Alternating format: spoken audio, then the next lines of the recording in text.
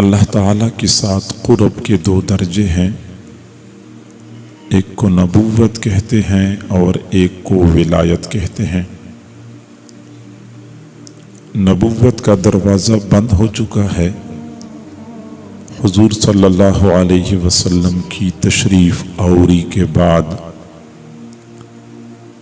دنیا میں نہ کوئی نبی آیا ہے اور نہ ہی قیامت کی صبح تک کوئی نبی آ سکے گا۔ نبوت کا دروازہ اللہ تعالیٰ نے اپنے محبوب صلی اللہ علیہ وسلم کو مبعوث فرما کر بند کر دیا ہے۔ البتہ ولایت کا دروازہ کھلا ہے۔ کوئی بھی بندہ محنت کرے، مجاہدہ کرے اور کسی اللہ والے کا دامن پکڑ کے ان کی تعلیمات کے مطابق زندگی گزارے، وہ ولایت کا اعلیٰ مرتبہ حاصل کر سکتا ہے۔ جوان ہو یا بوڑھا، مرد ہو یا عورت، غریب ہو یا امیر، اللہ تعالیٰ نے ولایت کا دروازہ کسی بندے کے لیے بند نہیں کیا ہے۔ عام طور پہ لوگوں کے دل و دماغ میں یہ تصور پایا جاتا ہے کہ ولی اور بزرگ یہ تو پرانے زمانے میں ہوا کرتے تھے، اور اب تو آج کل کے زمانے میں تو ولی ممکن ہی نہیں ہے، ولی ملتے ہی نہیں ہے۔ معزز سامعین، یہ شیطانی دھوکہ ہے۔ ولی ملتے ہیں، ولی نظر آتے ہیں، لیکن شرط یہ ہے کہ بندی کی من کی آنکھیں بینا ہوں۔ سب سے پہلی بات تو یہ سمجھ لیں کہ ہم ولایت کی حقیقت کو جان لیں کہ ولایت ہے کیا چیز۔ عام طور پہ لوگ یہ سمجھتے ہیں کہ ولایت شاید کشف و کرامات کا نام ہے۔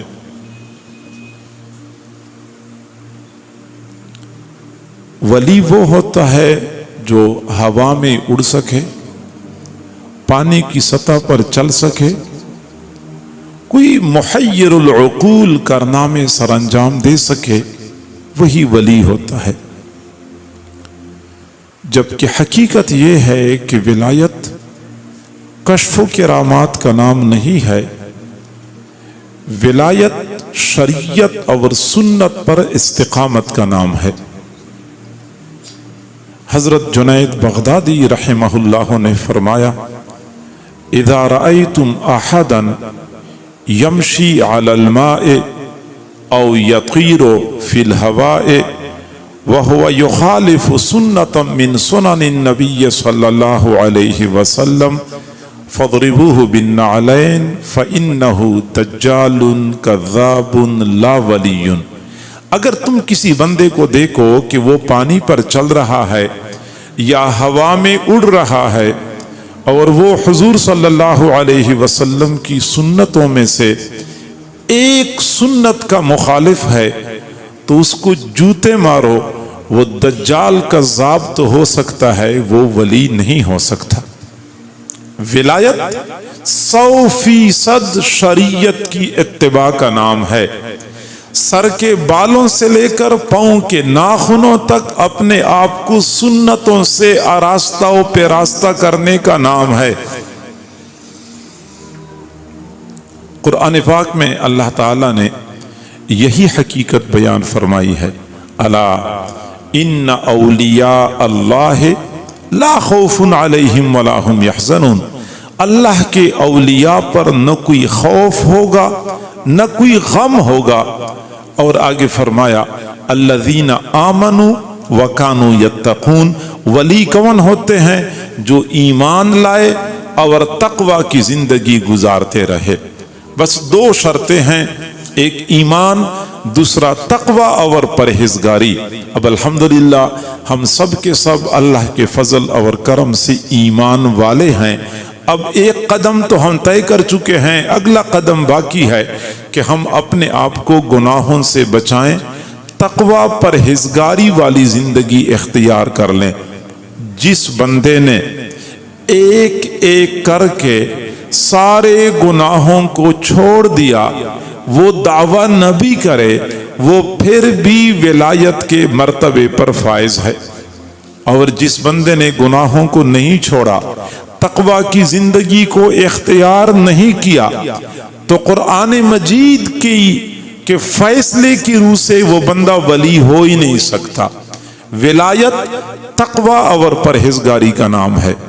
حضرت مولانا اشرف علی تھانوی رحمۃ اللہ علیہ فرمایا کرتے تھے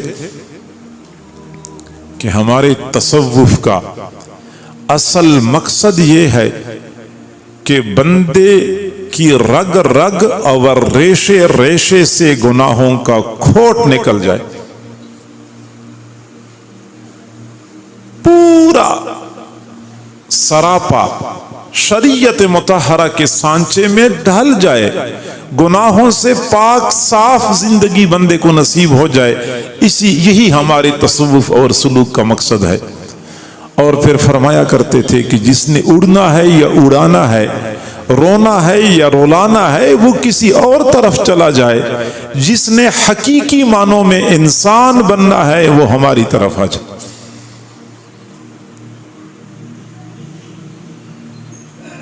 اور میرے بھائیوں، حقیقت یہ ہے کہ نیک اعمال کرنا آسان، نمازیں پڑھنا آسان، روزہ رکھنا آسان، زکوٰۃ کی ادائیگی آسان، گناہوں سے بچنا نہایت مشکل کام ہے۔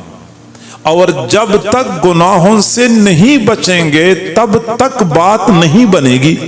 ہم اپنے معاشرے میں دیکھتے ہیں، بلکہ ہم میں سے کئی لوگ اپنا حال اچھی طرح جانتے ہیں کہ نماز کی پابندی ہو رہی ہے، روزے تو ہم اہتمام سے رکھتے ہیں، تلاوت باقاعدگی سے کرتے ہیں، زکوٰۃ صدقات کی بھی ادائیگی کرتے ہیں، لیکن اس کے باوجود نگاہوں پہ کنٹرول نہیں ہے، زبان قابو میں نہیں ہے، دل و دماغ کے خیالات درست نہیں ہے، جھوٹ نہیں چھوڑ سکتے، بدنگاہی نہیں چھوڑ سکتے، غیبت نہیں چھوڑ سکتے۔ تو نیک اعمال کرنا مشکل نہیں ہے، گناہوں سے بچنا مشکل ہے، اور گناہوں سے بچنا ہی ولایت کہلایا جاتا ہے۔ جس دن آپ کی نگاہیں قابو میں آ گئی، زبان پہ کنٹرول ہو گئی، کان کا سننا شریعت کے مطابق ہو گیا، دل و دماغ کے خیالات صاف ستھرے ہو گئے، کمانے میں حلال اور حرام کا فرق ہم نے کرنا شروع کر دیا، پھر سمجھنا چاہیے کہ اللہ نے ہمیں اپنے اولیاء میں شامل کر دیا۔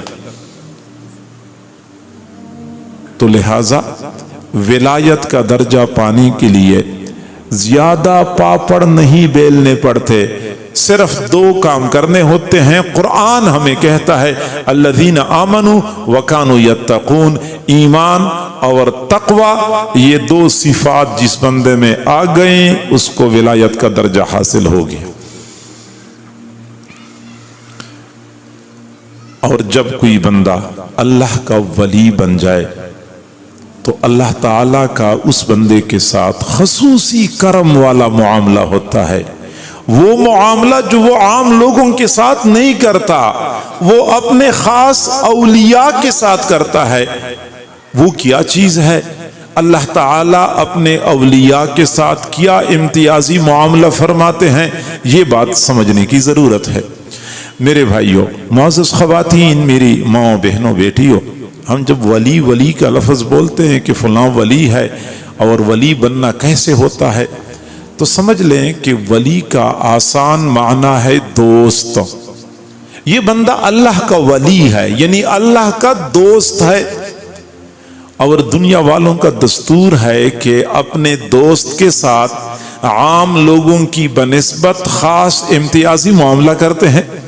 اسی طریقے سے اللہ تعالیٰ بھی اپنے دوستوں کے ساتھ عام لوگوں کی بنسبت خاص اعزاز اور امتیاز والا معاملہ فرماتے ہیں۔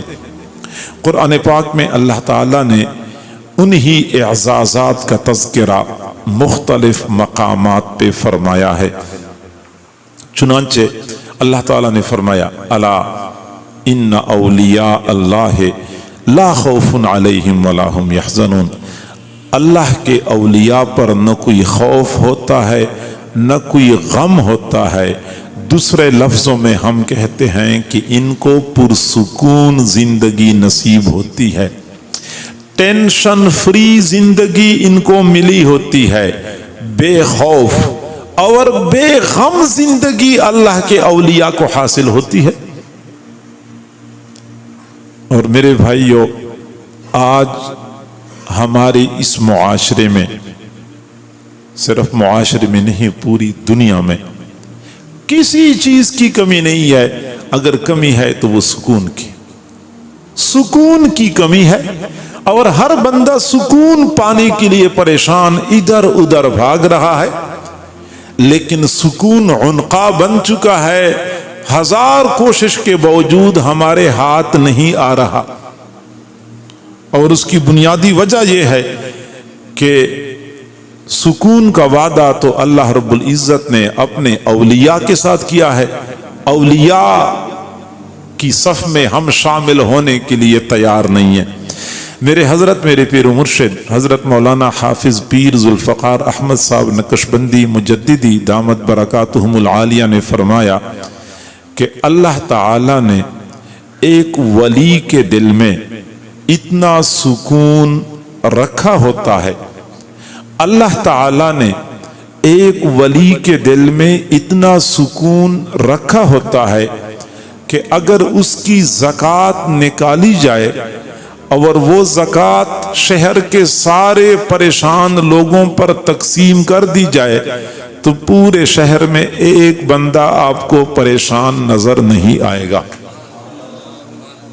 یہ تو زکوٰۃ ہوتی ہے، اور جو اصل ولی کے دل میں سکون ہوتا ہے ہم اس کا اندازہ نہیں کر سکتے۔ قرآن نے بھی یہی بتایا ہے کہ سکون ہوتا ہے ان کی زندگیوں میں۔ آج ہر بندہ پریشان، زندگی میں سکون نہیں ہے، چین ختم ہو چکا ہے۔ میرے بھائیوں، دنیا والے کہتے ہیں کہ دنیا مسائلستان ہے، یہ ہے ہی پریشانیوں کی جگہ، یہاں سکون ممکن ہی نہیں ہے، یہاں مسائل ہی مسائل ہیں۔ تو میرے بھائیوں، یہ غلط فہمی ہے۔ اللہ تعالی نے اس دنیا کو مسائلستان نہیں بنایا بلکہ جنت کا نمونہ بنایا ہے۔ جیسے جنت میں سکون ہے، ایسی ہی اللہ رب العزت نے اس دنیا میں سکون رکھا ہے۔ ہاں یہ بات ہے کہ جہاں رکھا ہے وہاں تک ہم پہنچ نہیں پاتے، اس لیے ہم سکون سے محروم ہیں۔ حضرت آدم علیہ السلام کو اللہ رب العزت نے زمین پہ اتارا تو ساتھ یہ فرمایا تھا وَلَكُمْ فِي الْأَرْضِ مُسْتَقَرٌّ وَمَتَاعٌ إِلَىٰ حِينٍ، زمین میں جاؤ گے پریشان نہ ہونا، مشکلات نہیں ہوں گی، تمہارے لیے زمین میں قرار ہے، زمین میں تمہارے لیے زمین میں قرار ہے، وَمَتَاعٌ اور نفع اٹھانے کا موقع ہے، إِلَىٰ حِينٍ ایک مقررہ وقت تک تمہیں زمین میں قرار ملے گا، تمہیں دنیا کی نعمتوں سے فائدہ اٹھانے کا موقع دیا جائے گا، قرار ہے۔ اب اللہ رب العزت نے تو فرمایا کہ تمہارے لیے زمین میں قرار ہے، حضرت آدم علیہ السلام کو خطاب فرمایا۔ حضرت آدم علیہ السلام کی پشت میں ہماری ارواح موجود تھی، چنانچہ ہماری ارواح نے وہ اعلان سنا کہ تمہارے لیے دنیا میں قرار ہے اور سکون ہے۔ ہم دنیا میں آئے اور ہم نے وہ سکون اور قرار تلاش کرنا شروع کر دیا کہ اللہ آپ نے تو فرمایا تھا کہ سکون ہوگا تمہارے لیے، وہ سکون کہاں پہ ہے؟ اب ہم اسی سکون کی تلاش میں ادھر ادھر پھر رہے ہیں۔ ہم نے سمجھا کہ شاید سکون اچھے اچھے کھانوں میں ہوگا، تو لہٰذا ہم نے کھانے پر پوری محنت صرف کر لی، کہ اچھے سے اچھا کھانا بنائیں اور کھائیں، شاید ہمیں سکون مل جائے۔ خواتین بیچاریوں کی آدھی سے زیادہ زندگی باورچی خانے میں گزرتی ہے، لیکن سکون نہیں ملا۔ کھانے ہم نے اچھے اچھے بنائے، بلکہ کیا مقامی کھانے تو ہم نے کھا لیے، ہم نے باہر سے بڑے فارمولے امپورٹ کر لیے کھانے کے حوالے سے کہ یہ اٹالین پیزا ہے اور یہ رشین سلاد ہے اور یہ کابلی پلاؤ ہے اور یہ ڈھاکا چکن ہے، یہ چائنیز چاول ہے، یہ دہلی قورمہ ہے۔ پتہ نہیں کہاں کہاں سے ہم نے فارمولے امپورٹ کر لیے کہ اچھا کھانا کھائیں تو شاید ہمیں سکون مل جائے۔ کھانا ہم نے کھا لیا، پیٹ بھر کے کھا لیتے ہیں، کھڑے ہوتے ہیں، ڈکار مارتے ہیں، کہتے ہیں مزہ نہیں آیا۔ آخر میں یہی کہنا ہوتا ہے۔ پھر ہم نے سوچا کہ شاید اچھے کپڑوں میں ہمیں سکون مل جائے گا، پھر اچھے اچھے کپڑے ہم نے بنوائے، خریدے، مختلف ڈیزائن، مختلف فیشن، مختلف سٹائل، پتہ نہیں کیا کچھ آج کل کے مرد بھی بنا رہے ہوتے ہیں، خواتین بھی بنا رہی ہوتی ہیں، لیکن آخرکار ہم سکون پانے میں ناکام ہوئے۔ پھر ہم سمجھے کہ شاید عالیشان کوٹھی ہم بنائیں تو سکون مل جائے گا، ہم نے کوٹھیاں اور بنگلے کھڑے کر دیے، سکون پھر بھی نہ ملا۔ پھر ہم سمجھے کہ شاید بہترین گاڑیوں میں سکون مل جائے گا، عالیشان پرسکون آرام دہ گاڑیاں ہم نے حاصل کر لیں، لیکن سکون نہیں ملا۔ پھر ہم سمجھے کہ شاید چنوٹ میں تو سکون ہے ہی نہیں، مری جانا چاہیے یا کاغان اور ناران اور سوات جانا چاہیے، شاید وہاں سکون مل جائے۔ ہم نے وہاں کا چھپا چھپا چھان مارا، ہر سال جاتے ہیں کہ شاید اس سال سکون مل جائے، اس سال سکون مل جائے، لیکن سکون کو حاصل کیے بغیر ویسے ہی پریشان اور مایوس لوٹ کے آ جاتے ہیں۔ پھر کئی سارے حضرات نے کہا کہ نہیں، پاکستان میں نہیں، دبئی والے بڑے مزے میں ہیں، دبئی میں شاید سکون مل جائے۔ پھر ہم نے دبئی کا رخ کر لیا، دبئی والے ہم سے زیادہ پریشان پھر رہے ہیں۔ پھر ہم سمجھے کہ شاید یورپ والے، برطانیہ والے، فرانس والے، یہ لوگ زیادہ، کینیڈا اور آسٹریلیا والے زیادہ خوشی میں ہیں، لیکن جب ہم وہاں گئے تو پتہ چلا کہ وہاں خودکشی کا تناسب ہم سے زیادہ ہے، اور وہاں پاگل خانے ہم سے زیادہ ہیں، نفسیاتی مریض ہم سے زیادہ ہیں۔ تب پتہ چلا کہ دنیا کے 6 بر اعظموں کو چھاننے کے باوجود ہم سکون حاصل نہ کر سکے۔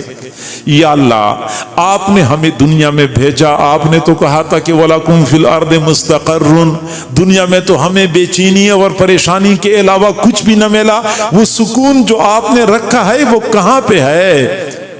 تو اللہ تعالیٰ نے ایک اور مقام پہ جواب دے دیا، قُلْ نَهْبِطُوا مِنْهَا جَمِيعًا، ہم نے کہا تھا کہ زمین پہ اتر جاؤ، زمین پہ اتر جاؤ، فَإِمَّا يَأْتِيَنَّكُمْ مِنِّي هُدًى، تمہارے پاس میری طرف سے زندگی گزارنے کے اصول اور ضابطے آئیں گے، زندگی گزارنے کی تعلیمات آئیں گی۔ فَمَن تَبِعَ هُدَايَ، جس نے ان تعلیمات کی پیروی کر لی، فَلَا خَوْفٌ عَلَيْهِمْ وَلَا هُمْ يَحْزَنُونَ، ان لوگوں پر نہ خوف ہوگا نہ کوئی غم ہوگا۔ اللہ رب العزت نے بتا دیا، او اللہ کے بندو، تم آسٹریلیا اور کینیڈا میں سکون تلاش کرتے ہو، تم ناران اور کاغان میں سکون کے متلاشی ہو، وہ سکون آپ کو اپنی جھونپڑی نما مکان میں روکی سوکھی کھا کر، پھٹے پرانے کپڑے پہن کر بھی مل سکتا ہے، اگر تم لوگوں نے میری تعلیمات کے مطابق زندگی گزارنی شروع کر دی۔ میرے بھائیوں، میں کوئی ہوائی باتیں نہیں کر رہا، میں کسی ضعیف حدیث کی بات نہیں کر رہا، میں قرآن عظیم الشان کی بات کر رہا ہوں۔ سکون چاہیے، اللہ کے دوستوں میں شامل ہو جاؤ۔ اطمینان چاہیے، اللہ کے ساتھ دشمنی ترک کر دو۔ وہ اللہ کے ساتھ دشمنی کر کے بھی کوئی بندہ سکون پا سکتا ہے؟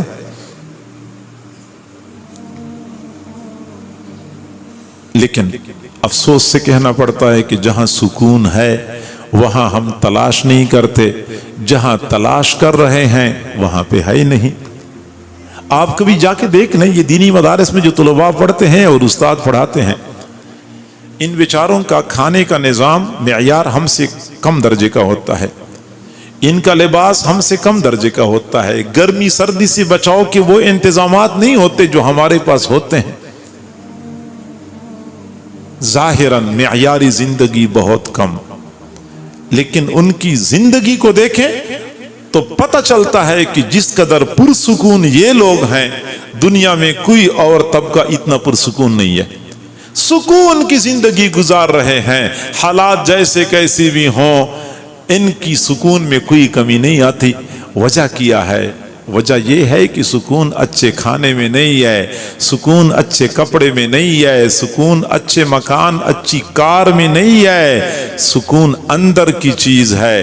جس کو اپنے اندر سکون مل گیا، اس کے پاس جھونپڑی ہو، کچا مکان ہو، پھٹے پرانے کپڑے ہوں، دال کے ساتھ روٹی کھانے والا ہو، سائیکل موٹر سائیکل کچھ بھی پاس نہ ہو، پھر بھی وہ بندہ پرسکون ہوگا۔ حضرت قاری محمد طیب صاحب رحمت اللہ علیہ نے فرمایا، ایک آدمی اپنے کمرے سے باہر کوئی چیز تلاش کر رہا تھا، اگلا آدمی وہاں سے گزرنے لگا، پوچھا میاں کیا چیز تلاش کر رہے ہو؟ اس نے کہا کہ مجھ سے 1 روپے کا سکہ گر گیا ہے، وہ تلاش کر رہا ہوں۔ اور وہ بھی ساتھ شروع ہو گیا، تلاش کرنے لگا، کافی دیر کے بعد وہ سکہ نہیں ملا، اب تھوڑی سی جگہ تھی اور سکہ نہیں مل رہا تھا۔ آخر اس آدمی نے پوچھا کہ میاں یہاں تو ہم نے تلاش کر لیا، نہیں مل رہا، آپ سے یہاں گرا نہیں ہوگا، کسی اور جگہ پہ گر چکا ہوگا۔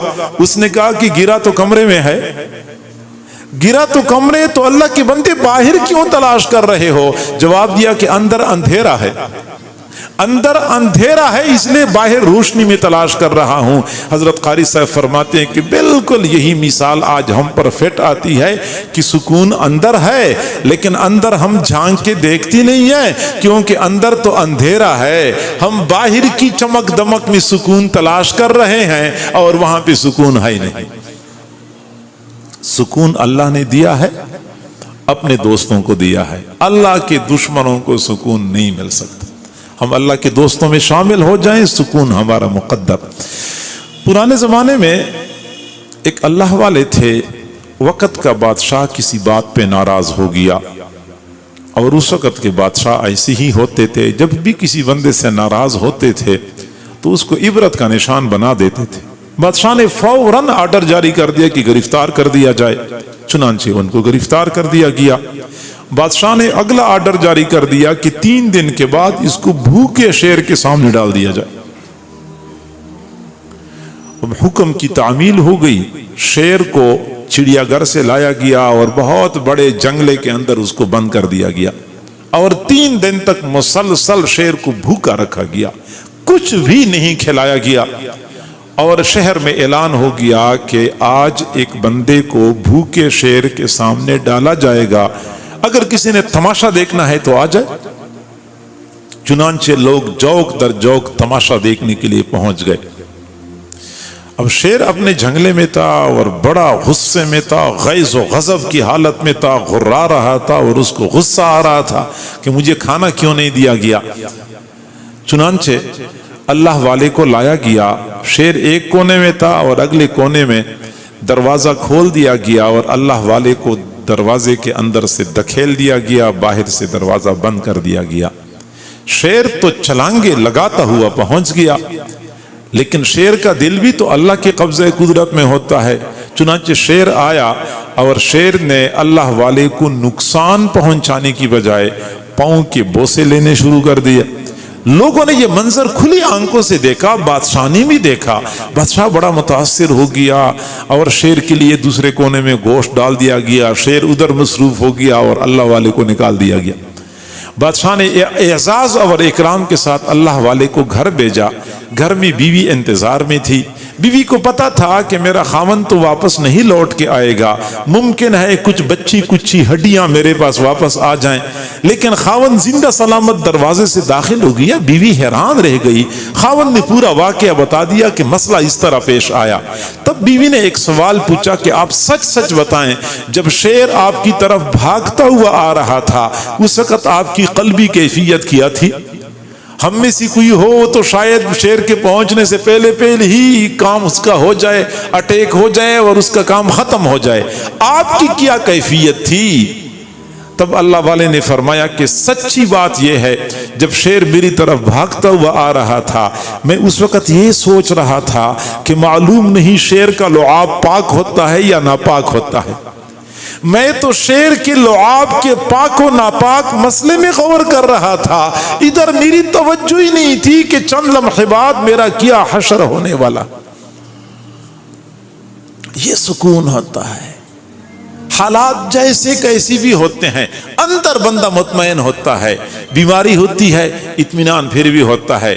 باہر محلے والے تنگ کر رہے ہوں، عزیز و اقارب تنگ کر رہے ہوں، بندہ دل میں مطمئن ہوتا ہے۔ یہ سکون آج کل ناپید ہے، یہ اللہ تعالیٰ اپنے دوستوں کو عطا کرتا ہے۔ آئیے ہم اللہ کے دوستوں میں شامل ہو جائیں، ہمیں سکون مل جائے گا۔ اللہ تعالیٰ نے ایک تو یہ اعزاز بتا دیا کہ میں اپنے دوستوں کو سکون عطا کرتا ہوں۔ دوسری بات آگے فرمایا، الذین آمنوا وکانوا یتقون لہم البشریٰ فی الحیات الدنیا وفی الآخرہ، میں اپنے اولیاء کو بشارتیں دیتا ہوں، اپنے دوستوں کو بشارتیں دیتا ہوں، فی الدنیا والآخرہ، دنیا میں بھی بشارتیں ملتی ہیں، آخرت میں بھی بشارتیں ملتی ہیں۔ دنیا کی بشارتیں کیسی ہوتی ہیں؟ حضرت ابو ذر غفاری رضی اللہ تعالیٰ عنہ نے حضور صلی اللہ علیہ وسلم سے عرض کیا، اللہ کے نبی، کبھی کبھار لوگ ہماری تعریف کرتے ہیں، اس کے پیچھے کیا حکمت کار فرما ہوتی ہے؟ لوگ ہماری تعریفیں کرتے ہیں۔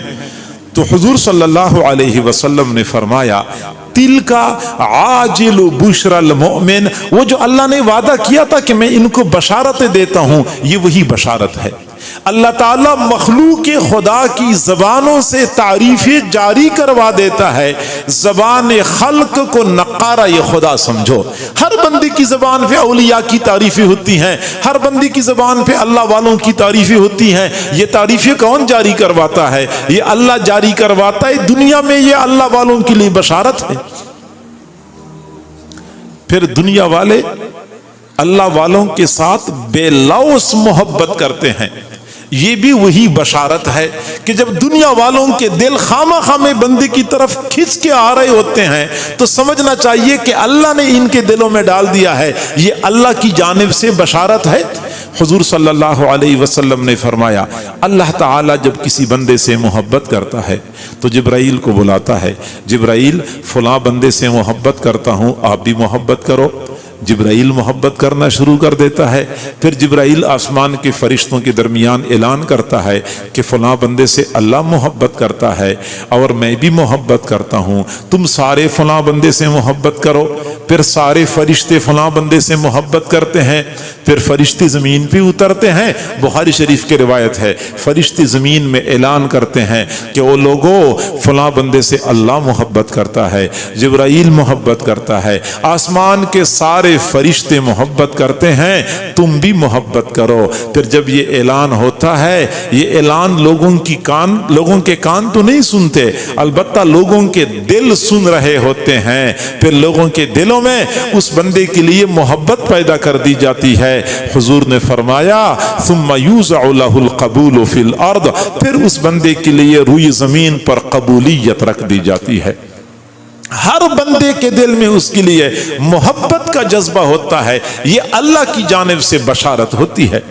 اور موت کے وقت ان کو بشارتیں ملتی ہیں، تتنزل علیہم الملائکہ، ان پر فرشتے اترتے ہیں، اللہ تخافوا، ڈرنا نہیں ہے، ولا تحزنوا، غم نہیں کرنا، وابشروا بالجنۃ التی کنتم توعدون، اور اس جنت کی بشارت سن لو جس جنت کا تمہارے ساتھ وعدہ کیا جاتا تھا۔ باقاعدہ موت کے وقت ان کو بشارتیں ملتی رہتی ہیں۔ حضرت مولانا انور شاہ کشمیری رحمۃ اللہ علیہ کی وفات کی رات تھی، ان کی اہلیہ کا بیان ہے، حضرت کی طبیعت ناساز تھی، میں حضرت کی خدمت میں مصروف تھی، آدھی رات کا وقت تھا، میں نے کمرے کی کھڑکی کھول دی، صحن کی طرف دیکھا، حیران رہ گئی۔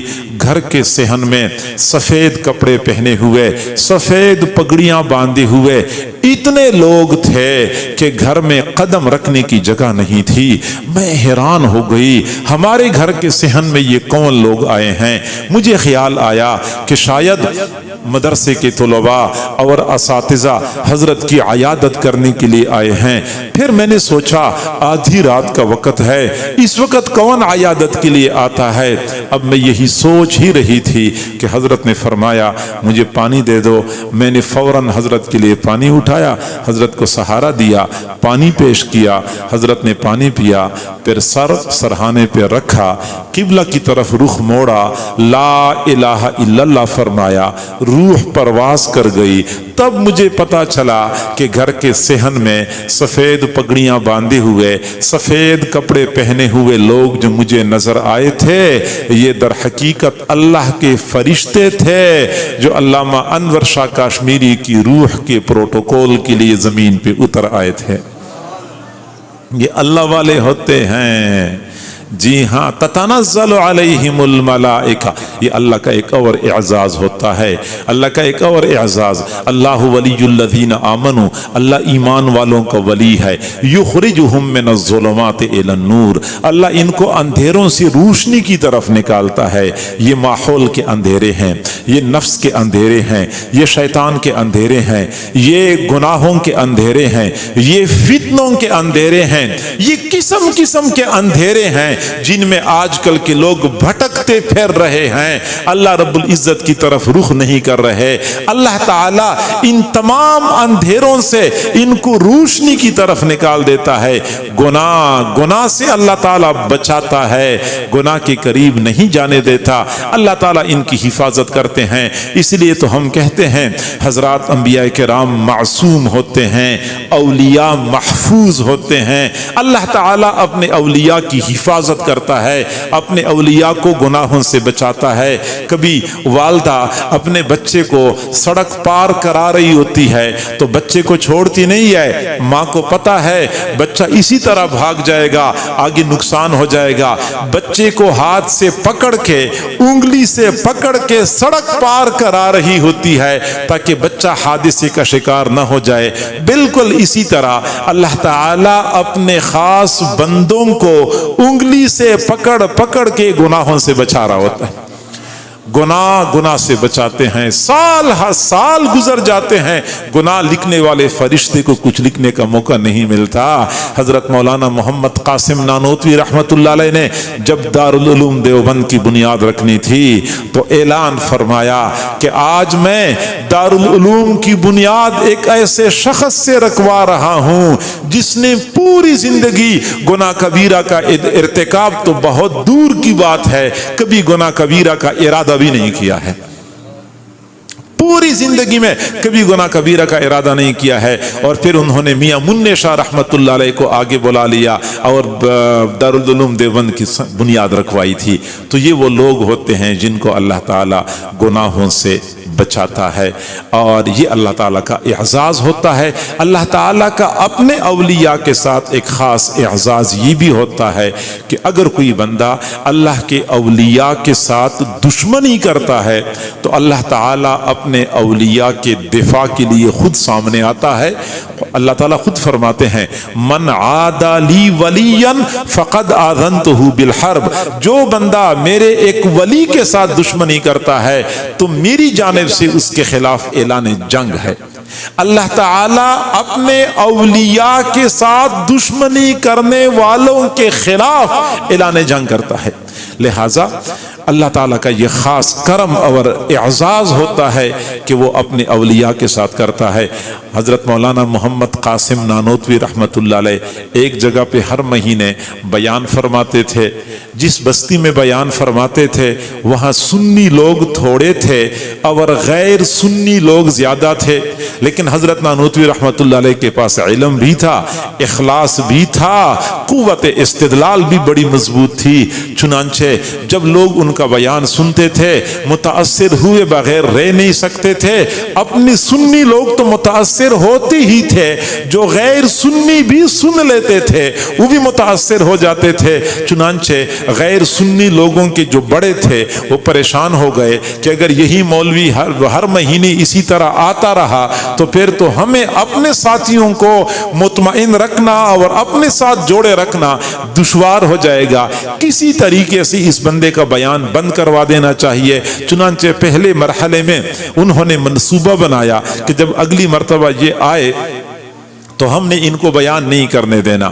بیان شروع کرے گا تو ہم نے ایک سوال پوچھنا ہے، وہ اس کا جواب دے گا تو اگلا بندہ اگلا سوال پوچھے گا، اس کا جواب دے گا تو اگلا بندہ اگلا سوال پوچھے گا۔ یوں ہم اس کو سوالات میں الجھائیں گے، وقت گزر جائے گا، بیان نہیں ہو سکے گا۔ یہ انہوں نے پروگرام بنایا اور اس منصوبے کو عملی جامہ پہنانے کے لیے انہوں نے 10 بندوں کا انتخاب کیا۔ ہر بندے کو ایک مشکل اور پیچیدہ سوال یاد کرایا کہ آپ نے یہ سوال پوچھنا ہے۔ حضرت مولانا محمد قاسم نانوتوی رحمت اللہ علیہ تشریف لائے، منبر پہ بیٹھ گئے اور فرمایا میاں آج میرا بیان کرنے کا ارادہ نہیں ہے، آج میرا بیان کرنے کا ارادہ نہیں ہے۔ کئی مرتبہ لوگوں کے ذہنوں میں سوالات پیدا ہوتے ہیں، آج میں نے ان سوالات کے جوابات دینے ہیں۔ پھر خود فرمایا کہ بعض لوگوں کے ذہن میں یہ سوال پیدا ہوتا ہے، اس کا یہ جواب ہے، بعض لوگوں کے ذہن میں یہ سوال ہوتا ہے، اس کا یہ جواب ہے، بعض لوگوں کے ذہن میں یہ سوال ہے، اس کا یہ جواب ہے۔ 10 سوالات کے 10 کافی شافی جوابات عطا فرمائے۔ اپنے تو تھے ہی مطمئن، دوسرے لوگ اور زیادہ متاثر ہو گئے۔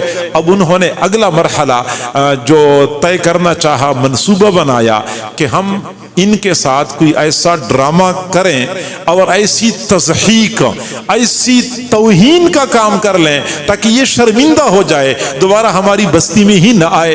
حضرت نانوتوی رحمت اللہ علیہ تشریف لائے اور بیان کے بعد 2 بندے ملے، کہنے لگے حضرت ہمارے ہاں فوتگی ہو چکی ہے، آپ ہماری میت کا جنازہ پڑھائیں۔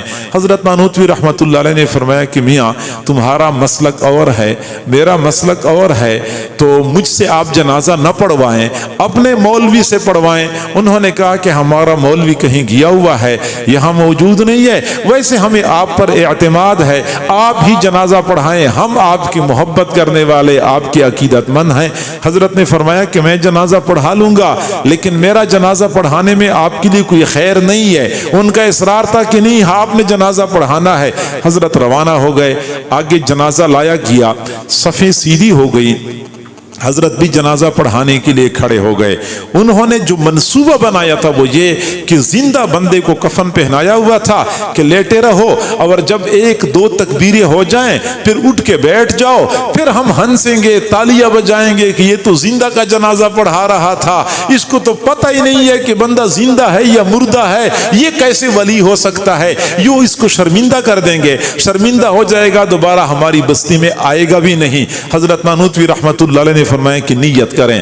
حضرت نے پہلی تکبیر پڑھی، پھر دوسری تکبیر پڑھی، پھر تیسری پڑھی، پھر چوتھی پڑھی، جنازے کا عمل مکمل ہو گیا۔ حضرت نانوتوی رحمت اللہ علیہ جانے لگے، وہ لوگ اپنے مردے کے پاس آئے اور کہنے لگے اٹھتا کیوں نہیں ہے، جنازہ مکمل ہو گیا اٹھتا کیوں نہیں ہے۔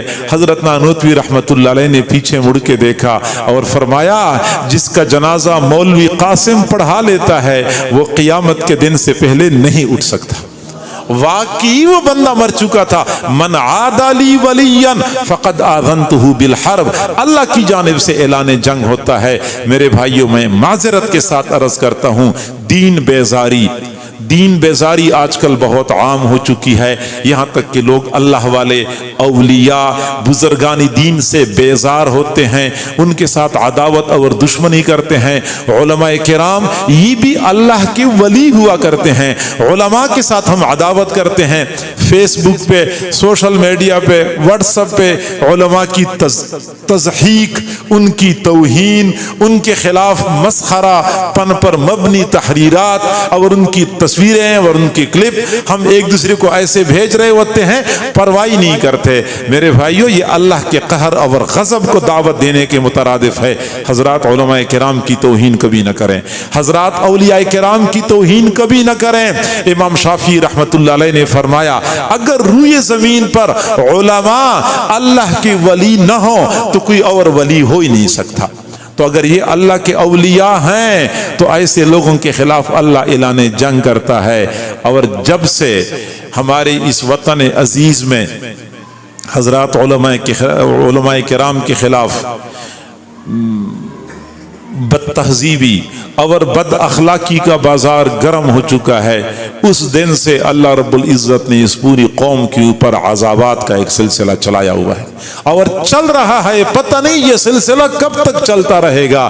اس روئی زمین کو اللہ رب العزت نے خاص اعزاز سے نوازا ہے کہ یہاں علماء، طلباء، مشائخ، صوفیاء، پیر، بزرگ حضرات کی کثرت ہے، خانقاہیں ہیں، اللہ والوں کے مراکز ہیں۔ اب ہمیں چاہیے کہ ہم ان کی قدر کریں۔ اگر ہم ان کی قدر نہیں کریں گے، ان کی توہین اور تضحیق کرتے رہیں گے تو یہ حالات مزید خراب ہوتے رہیں گے۔ پھر آپ مطمئن رہیں حالات کبھی بھی ٹھیک نہیں ہوں گے۔ اللہ تعالی ہم سب کو سمجھنے اور عمل کرنے کی توفیق عطا فرمائے۔ وآخر دعوانا ان الحمدللہ رب العالمین۔ آج ہمارے دل میں اللہ کی محبت نہیں رہی، ہمیں اللہ سے پیار نہیں رہا، ہم اللہ سے باتیں نہیں کرتے، اللہ جل شانہ سے مانگتے نہیں، اللہ جل شانہ سے لاڈ نہیں کرتے۔ کبھی تنہائی میں بیٹھ کر اللہ جل شانہ سے رو رو کر مانگا ہو، کبھی ہم نے تنہائی میں بیٹھ کر اللہ جل شانہ سے رو رو کر مانگا ہو، کبھی ایسا ہوا ہے؟ سوچیں تو ہم نے ایسا کبھی نہیں کیا۔ دوستوں کے ساتھ بیٹھتے اڑتے ہیں، رشتہ داروں کے ساتھ بیٹھتے اڑتے ہیں، گھر والوں کے ساتھ ہنسی مذاق کرتے ہیں، اللہ جل شانہ سے باتیں کرنا گوارا نہیں، اللہ کے سامنے اپنا حال رکھنا گوارا نہیں، لوگوں کے سامنے اپنے مسائل پیش کرتے ہیں کہ یار میں آج کل بہت مسائل میں گھرا ہوا ہوں، میری زندگی میں بہت بے سکونی ہے، میری زندگی میں بہت بے چینی ہے، میں کیا کروں؟ پیسہ ہے سکون نہیں ہے، یا حالات ایسے بن چکے ہیں کہ سکون نہیں ہے، میں نے فلاں کے پیسے اتنے دینے ہیں، میں اتنا قرضوں میں ڈوب چکا ہوں کہ زندگی بے چین ہو چکی ہے۔ ہاں، اور گھر میں ایسے مسائل پیدا ہو چکے ہیں کہ گھر میں جانے کو جی نہیں کرتا، گھر میں بیٹھنے کو جی نہیں کرتا، کچھ کھانے پینے کو جی نہیں کرتا، ایسی حالت ہو چکی ہے، لیکن اللہ کی طرف رجوع نہیں کرتے، پھر بھی اسی غفلت میں کھوئے ہوئے ہیں، انہی محفلوں میں بیٹھتے ہیں، انہی لوگوں کے ساتھ اٹھتے بیٹھتے ہیں، وہی عیاشی والی زندگی ہے، اللہ کی طرف دھیان نہیں آتا، نماز کی طرف نہیں آتے، دعا کی طرف نہیں آتے، اللہ کے سامنے روتے نہیں، توبہ نہیں کرتے، تو میرے بھائی اور دوستو کیسے ہم سکون والی زندگی گزاریں گے؟ آج ہم نے اللہ کو چھوڑا ہے تو ساری دنیا کی بے چینیاں، بے سکونیاں، بے اطمینانیاں ہماری طرف دوڑ پڑی ہیں۔ اگر ہم اللہ سے دوستی لگائیں گے تو ساری دنیا کی عزتیں، راحتیں، سکون، اطمینان ہماری طرف دوڑے گا، دنیا ہمارے پیچھے بھاگے گی۔ اللہ کو چھوڑیں گے تو دنیا کے پیچھے ہم بھاگیں گے۔ جس دل میں اللہ کی طلب ہو، جس دل میں اللہ کو پانے کی جستجو ہو تو دنیا اس کے پیچھے بھاگا کرتی ہے، اور جس کے دل میں دنیا کو پانے کی جستجو ہو، دنیا کی محبت ہو تو دنیا اسے بھگاتی ہے، اپنے پیچھے بھگاتی ہے، وہ بھاگتا رہتا ہے لیکن ملتا وہی ہے جو اس کے مقدر میں لکھا ہوا ہوتا ہے۔ تو اللہ سے دوستی لگائیں، اللہ سے باتیں کریں، اپنے حال احوال، مسائل، رنجشیں، پریشانیاں، دکھ درد کی باتیں اللہ سے کریں، اللہ کے سامنے اپنی عرضیاں پیش کریں۔ اے اللہ، میں اس مسئلے میں گھر چکا ہوں، میں فلاں پریشانی میں مبتلا ہوں۔ اللہ سے باتیں کریں گے تو آپ کے دل کا بوجھ ہلکا ہوتا چلے جائے گا، اللہ دل کو سکون عطا فرما دے گا، دل کو اطمینان عطا فرما دے گا، کیونکہ دل اللہ کے ہاتھ میں ہے، قلوب اللہ کے ہاتھ میں ہے۔ تو جب اللہ سے عرضی کریں گے تو اللہ اطمینان سکون عطا فرما دیں گے، راتوں کی نیند درست ہو جائے گی، راتوں کو اطمینان سکون سے سوئیں گے، پورا دن سکون سے گزرے گا، اطمینان سے گزرے گا، چین سے گزرے گا، جب اللہ سے دوستی لگ جائے گی۔ اللہ کو چھوڑ کر واللہ کوئی سکون حاصل نہیں کر سکتے۔ ہاں، دنیا کا سارا سکون، اطمینان اللہ کی یاد میں ہے، بے شک دلوں کا سکون اللہ کی یاد میں ہے۔ الا بذکر اللہ تطمئن القلوب، جس کا مفہوم ہے اگر دل کا سکون چاہتے ہو، اطمینان چاہتے ہو، چین چاہتے ہو، اللہ کی یاد کے علاوہ کہیں سے نہیں پا سکتے، اللہ کی یاد کے علاوہ کہیں سے نہیں پا سکتے۔